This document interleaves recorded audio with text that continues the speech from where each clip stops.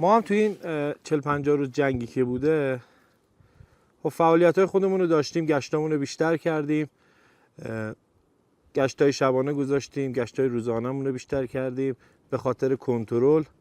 ما هم به عنوان یک ایرانی اون ارقی که داریم تو این لباس از خاک خودمون باید دفاع کنیم.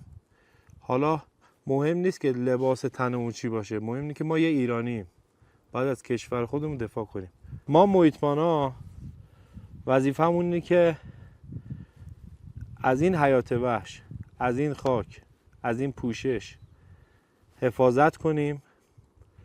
چه جنگ باشه چه جنگ نباشه، ما وظیفه‌مون اینه که حفاظتمون کار اصلی خودمون رو انجام بدیم. ایران به وجود شما افتخار می کند.